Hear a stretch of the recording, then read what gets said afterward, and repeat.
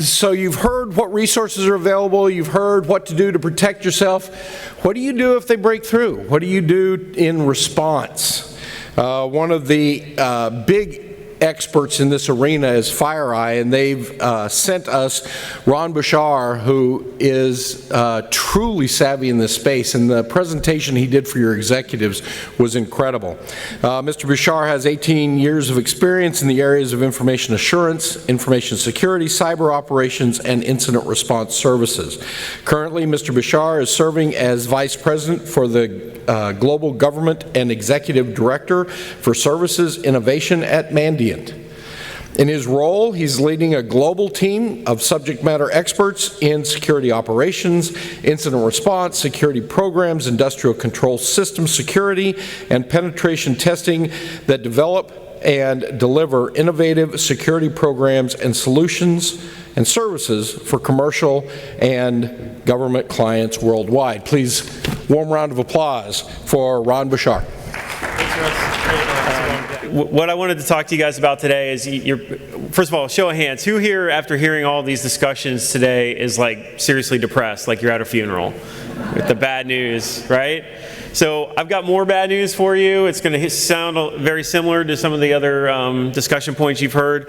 But I really want to talk about some thoughts around how you can prepare for the eventuality of a major crisis in your organization. And I do think there's key differences here. A lot of folks tend to think about this space as, okay, if I've lost the battle and I've had a breach, game over, why bother? But that's absolutely not true. And what we want to talk to you today about is some strategies and some thoughts around how you can prepare for the eventuality that you will experience some sort of major crisis, cyber crisis or breach in your organization, and the best ways to respond to that breach in the strategy in a way that will make you recover from it more quickly, limit your damages and exposures to future attacks, and put the best foot forward for your organization from a public relations and public trust perspective. So restoring public confidence in your business, your operations, your mission is probably the #1 thing I want you to take away from this conversation, and the best way of going about doing that and when you're responding to a crisis or a cyber breach. Some fundamental truths I want to talk to you about. So I'm not going to bore you with statistics. You've seen a ton of them here today. I think I'm going to echo what the gentleman from Intel said, which is the statistics are not good, right? Most organizations are dealing with a battlefield where they're losing. They have adversaries in their environment for longer periods of time, and they're not able to organically detect those intrusions until they've been publicly notified of that breach, either by the bad guys themselves or by some sort of outside entity, law enforcement, et cetera. So what have we learned over the past 18, 20 years of fighting in this space, right? If it's connected in any way, shape, or form to the broader internet, it can and will be compromised. If the adversaries have an investment, if there's enough of a return on investment to take that action, it will be attacked. It will at least be targeted. There's no doubt about it. Cyber Tradecraft, the ability for organizations to affect actions on objectives in environments has gotten extremely good very rapidly. Used to be this space, if I was up here talking to you 5 or 6 years ago, I would be talking to you about nation-state actors who are investing thousands of man-hours in creating tools and tradecraft in order to get into your network. That type of capability has now been pushed down and commoditized into a black market that's worldwide, where you can buy zero-day exploits, for pennies on the dollar, and it's a much broader capability, and the tools and techniques have really exploded across all sorts of threat actors, not just government entities anymore. And of course, the fundamental truth in this space remains, which is it's asymmetric, right? You've got to defend everything everywhere all the time. The bad guys have to find one way in, And there's no consequences if they miss 10 million times. All they need is that 10 million in one time to be successful in a phishing campaign, and they win, right? And there's very little risk to them physically, personally. It's not like robbing a bank. You don't have to be there in person. The attribution, the ability for the defenders to actually target and identify who perpetrated the activity and go get them is still very rare. It's very difficult to do. But having said that, the ability to at least identify who took your data and what their motivation is for doing so and what they're likely to do with it going forward, absolutely critical for you to understand that as detailed as possible, because it will influence what strategies you employ in your response methodology. There's a vast difference between how you respond to a hack from China or Russia versus how you respond to a cyber criminal who's extorting you for bitcoins. And the way you talk about that and the way you communicate it and the way you respond to it, the strategy should be significantly different. But you won't be able to take the correct actions if you're not sure who's targeting you and what they did. So disclosure, the main reason I'm up here, right, is to talk about the fact that, again, if I was talking to this group, this audience 5 or 6 years ago, most people if I asked the question, who's experienced a breach, no one would raise their hand because no one would admit to it, but it stayed secret, right? All these things were occurring, but nobody had to, either by regulation or was willing to address or talk about what they were experiencing from a breach perspective. That's shifted tremendously in the past year and a half, 2 years.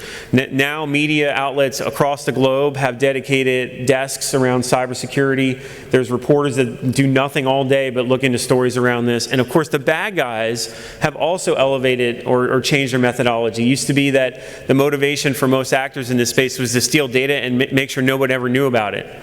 That's still true, but there's a whole slew of new threats out there that actually want to expose this information. They want to make it well known that you've been breached because they're profiting from it, either profiting economically or profiting politically from the knowledge that they were able to steal information and embarrass your organization in some way, shape, or form.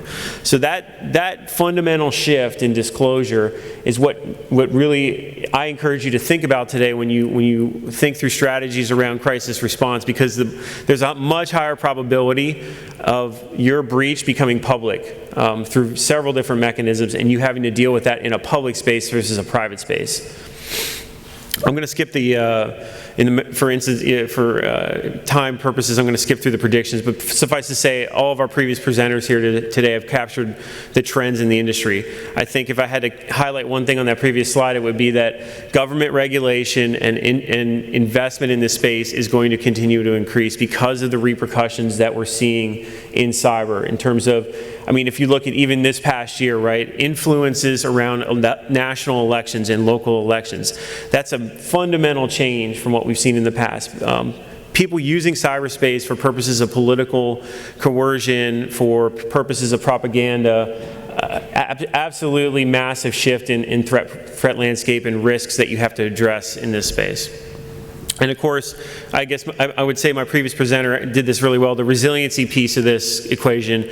You have to think about your adversaries and the threats and where to structure your abilities to not just prevent and protect, but to respond and remediate. And as you move up that curve, when we talk about adaptive and resilient, it really has nothing to do with prevention and making sure the bad guys don't get in. It has everything to do with how you respond once they are in. So on the cyber crisis side of the house, what's shifted in the landscape?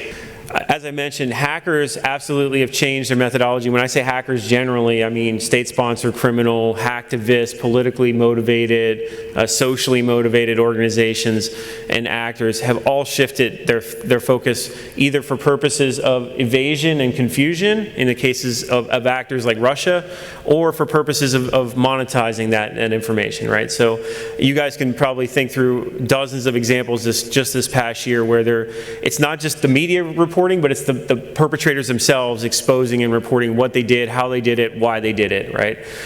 You will absolutely, if you haven't already in your organization, at some point experience a blackmail or extortion attack against your infrastructure. Somebody's going to either steal data from you, or they're going to lock data and make it unavailable to you, and they're going to extort you for money. Or they're going to blackmail you and threaten public disclosure of embarrassing information, emails, sensitive data to the public unless you pay. That is the monetary track, and wherever the money is, that's where the bad guys go.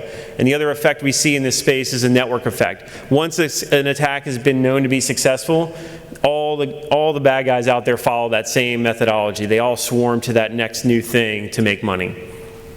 So you absolutely shift in that, again, that disclosure landscape.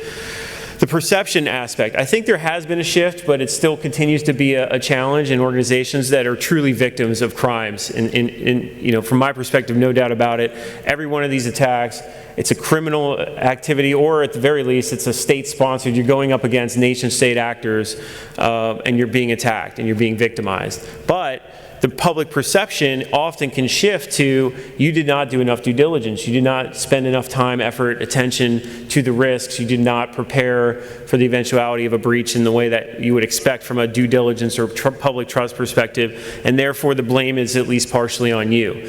So when you think about your risk management strategies, you have to take into account that public trust model of what is expected of you and your organization based on what you're protecting, based on what you're doing as part of your mission, and take into account that perception aspect and what would the public think about a breach, and what would occur if there was a public disclosure of that breach. And of course, I don't need to say anything about the last bullet, which is the acceleration of these attacks, and the success of them is just enormous, and it puts in a tremendous burden on organizations to try to protect against them and respond to them. One of the key concepts or takeaways I want everyone to leave here with, if I get through nothing else, is this concept of thinking outside of IT when you're thinking about crisis management or incident response. It's not just a technology problem.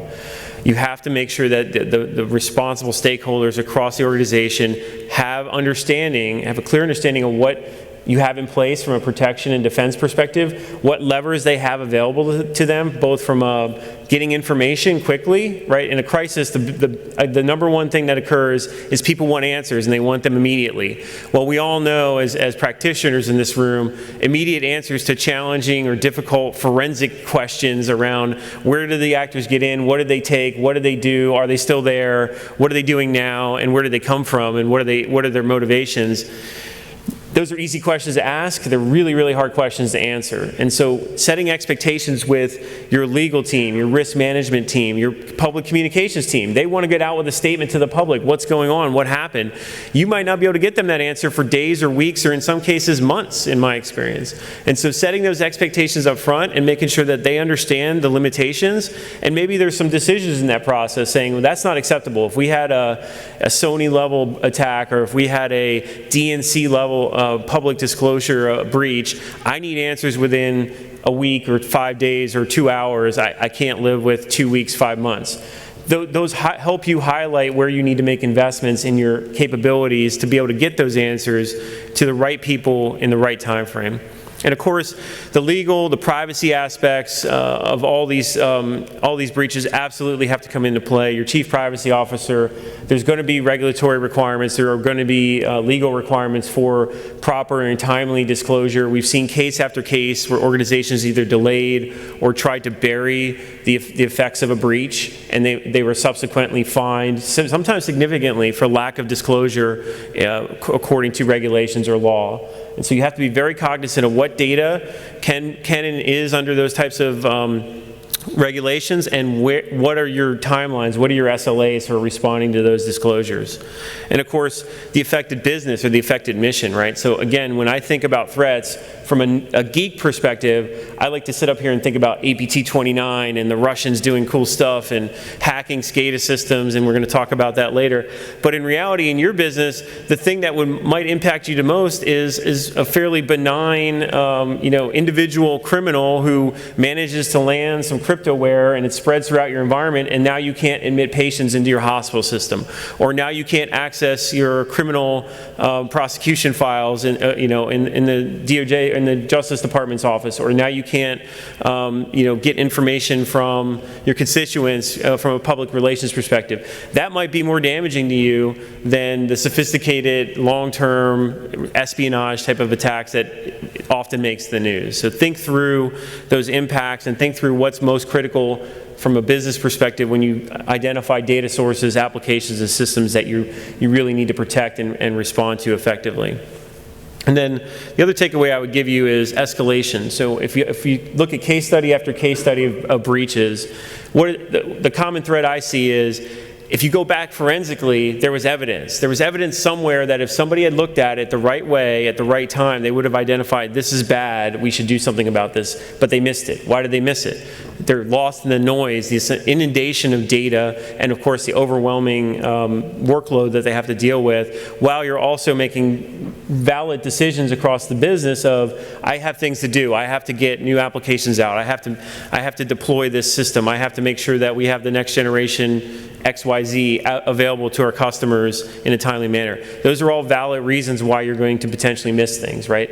So prepare for that, understand it, but also identify, even when you're not quite sure yet if it's something significant, having that channel of communication up to that crisis management team, giving them the heads up and saying, we think we might have something here, getting that battlefield prepped in case it does, that one time out of 100, it turns into something that's significantly impacting. The worst thing in my experience I've ever done in my career is having to go to my boss or to the chief of the unit you're working for, or the business you're working for, and say, I sort of knew about this a couple weeks ago, but I didn't think it was anything significant, and now you're dealing with major explosion of challenges and problems. So with that, preparation and escalation is absolutely critical.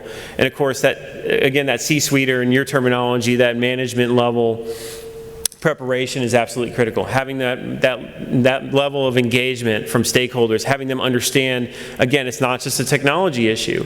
This can absolutely force them to get in front of cameras with spotlights on them and answer really uncomfortable questions that they might not have good answers to. And so having that understanding of how these things play out and playing through them and having some communications playbooks in process or developed, and have the ability to play and test those and get comfortable with it, really puts you in a much better position. You're going to be under a very high stress environment no matter what happens, right? Why add to that stress by going through that thing for the first time and not having any good answers for how to proceed with it? So we really, really encourage that playing of the scenarios, tabletop exercises, thinking through likely challenges and how to respond to them, and then testing it and validating it. You're never going to be 100% prepared. Every breach is going to be slightly different, but at least being comfortable with the standard process and answers is absolutely critical. Russ, I want to do a time check just to make sure. They've got to be in their next session in 4 minutes. 4 minutes, good, perfect. So one last takeaway I want to touch on, two actually, disclosure drivers, right? There's three main drivers here. I touched on a couple of them already. The law will often compel you, and I think we are going to see increasing cycles of this from government regulation that says you have to and you must disclose certain types of breaches to certain parties that are affected, and sometimes public disclosure as well. Of course, you're going to have increasing circumstances and instances where it's out of your control. Either the media got a hold of it without your consent, or the hackers themselves, the bad guys themselves, disclosed it for whatever purposes they're trying to drive from their perspective. And of course, you might have a culture, and this might be valid for certain agencies of, hey, it's public trust, we owe it to our constituents to let them know. Even if it's not legally required, we should let them know and disclose that information. On the communication side, there's some best practices I wanted to touch on very briefly. Timing is critical, right? The instinct, I think, for most people in the room, if you decided there's two general instincts I've seen actually in this space. One is hide everything and deny everything because you don't want to face the truth of it. That's really bad for obvious reasons, because we know now that if the likelihood is somebody will out you even if you don't want it to be outed. The other instinct I've seen is let's get out in front of it really quickly and put our message out in front of it and say everything's fine, we're dealing with the problem, nothing to see here. Both instincts are really bad. The second instinct is poor, because you might go out and say that, well, we looked into it, it's not that significant, we don't think it's going to impact many constituents, we're fine. And then, of course, you might be forced to walk that back a week or two later when your team comes back to you and says, actually, we found evidence that 500 million records were stolen. Sorry, we have to kind of rework that communication statement. The best possible outcome when you're thinking about timing of communications to any stakeholder is understanding to the best ability you have of what happened, why it happened, when it happened, and what the impact was, but also what you have done and what you are doing to remediate it and fix it. If I can get up in front of the media in a lectern like this and say, yes, bad things happen, but here are XYZ things we've done to date, and here are the things we are doing to remediate and fix the problem.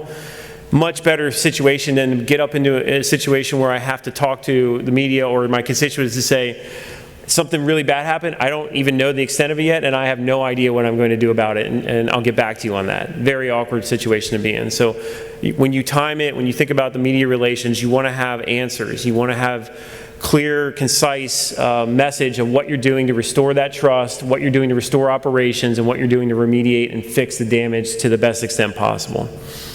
And with that, I'll leave you with those thoughts, and love to entertain questions or comments later. Thank you.